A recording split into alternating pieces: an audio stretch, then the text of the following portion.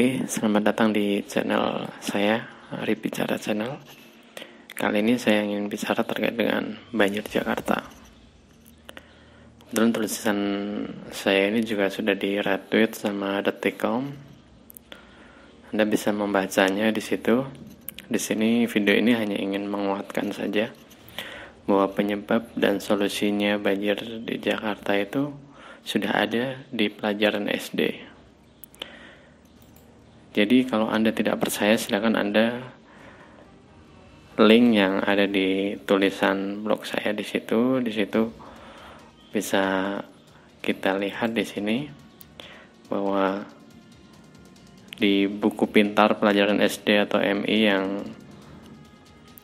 ini sudah dibahas terkait tentang banjir, mulai dari pengertian, penyebab, akibat, dan ini sama. Banjir di Jakarta itu intinya sama, jadi skalanya saja yang nanti beda terkait solusinya. Jadi banjir di sini pengertiannya apa? Nah, kenapa ini saya bahas nih ya? Banjir itu air yang mengalir dan meluap dalam jumlah sangat besar, itu banjir.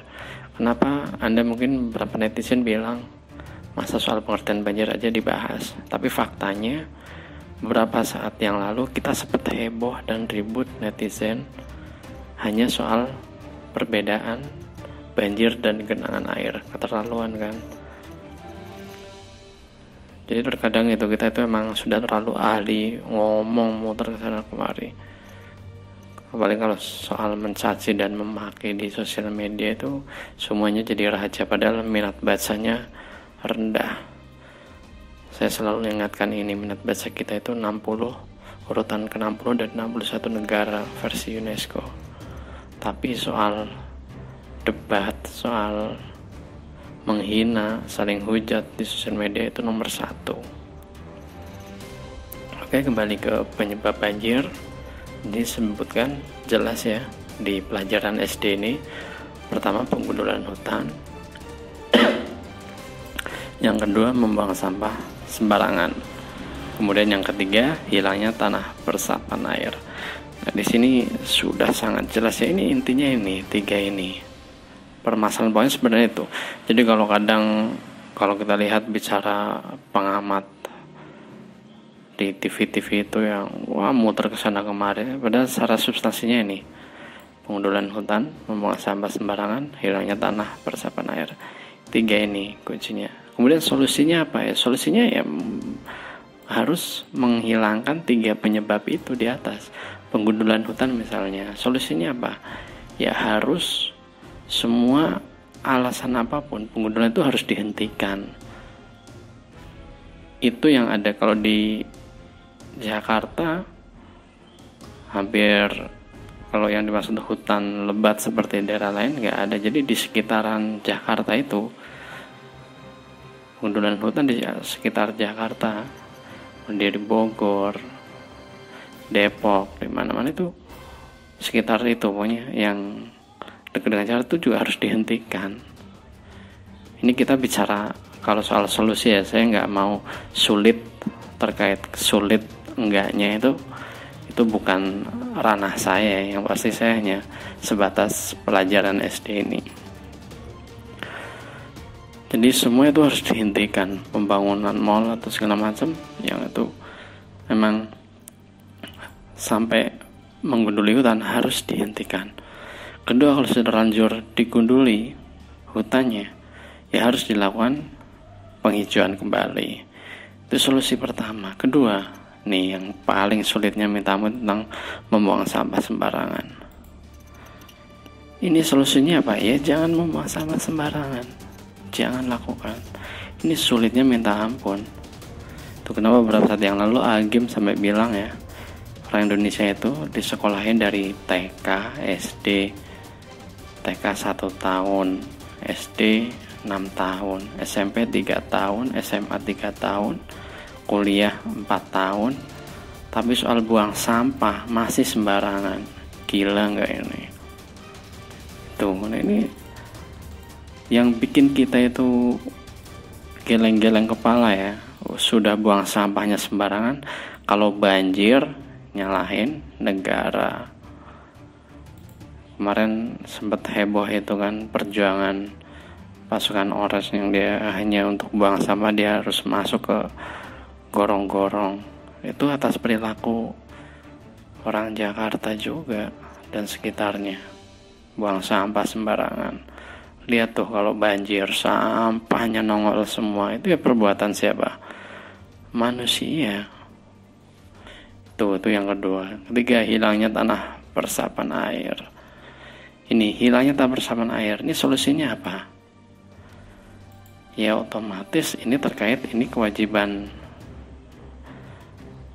gubernur nih ya, dalam sama pemerintah pusat juga dalam memberikan izin daerah-daerah resapan air itu tidak boleh dibangun mall atau bangunan-bangunan lain yang itu otomatis mengurangi kadar resapan air.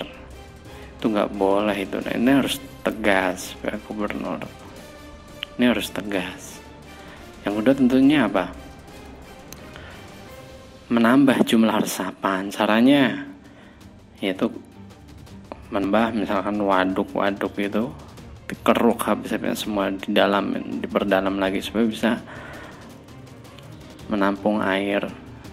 Kemudian warga juga bisa berlibat dengan cara apa? Menambah resapan-resapan di sekitar rumah. Misalnya satu rumah ada berapa resapan. Kemudian di setiap gang, itu kalau di Jogja ya, di Jogja saya itu di setiap gang itu dibuat resapan-resapan gitu. Nah ini bisa juga dilakukan di Jakarta, di setiap rumah atau di setiap gang-gang dibikin resapan tuh, resapan-resapan. Jadi semua harus terlibat. Nah udah 3 itu aja. Cuman kita bicara itu pasti sulitnya minta ampun. Dari yang pertama aja penggundulan hutan misalnya itu udah susahnya minta ampun. Lihat aja tuh pembangunan villa-villa itu tetap aja semakin membludak. Membuang sampah juga ini, wah ngeyelnya minta ampun. Udah ya saya tuh jujurnya pesimis ya kadang kalau lihat ini. Jadi lihat tuh sungai-sungai dikeruk habis-habisan sama gubernur ya. Mulai dari saat Jokowi itu sampai Ahok sekarang, coba lihat sungai-sungai dikeruk habis-habisan. Tapi toh coba lihat apa tiap banjir masih aja sampah datang lagi, numpuk dan numpuk. Udah gitu nyalahin gubernurnya kalau banjir. Ini kan gila kalau menurut saya, kelewatan. Jadi harus ini ya, rasional ya, logikanya dipakai. Jadi kalau memang gubernur dalam hal ini Ahok misalnya punya kesalahan, dia memberikan izin yang itu sebenarnya di daerah resapan air, kritik harus wajib itu. Saya juga nggak melihat ini siapa. Kalau memang gubernurnya melanggar itu ya harus diingatkan. Tapi di sisi lain juga warga juga harus berkaca juga, harus ya kalau memang Anda masih buang sampah sembarangan ya selamanya mau dikeruk berapa kali juga sampah datang lagi dan datang terus. Itu bisa dilihat tuh di setiap banjir tuh sampah tetap aja numpuk.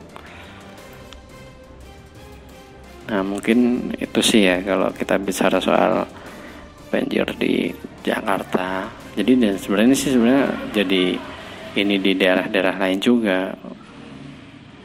Jadi tidak hanya fokus di Jakarta saja, tapi karena memang paling sensitif Jakarta, apalagi ini di isu di suasana pilkada jelang tahapan kedua, pasti juga fokusnya semua ke Jakarta semua. Oke, itu solusi dari saya. Nanti pada kesempatan lain kami akan bahas lagi yang isu-isu yang lain.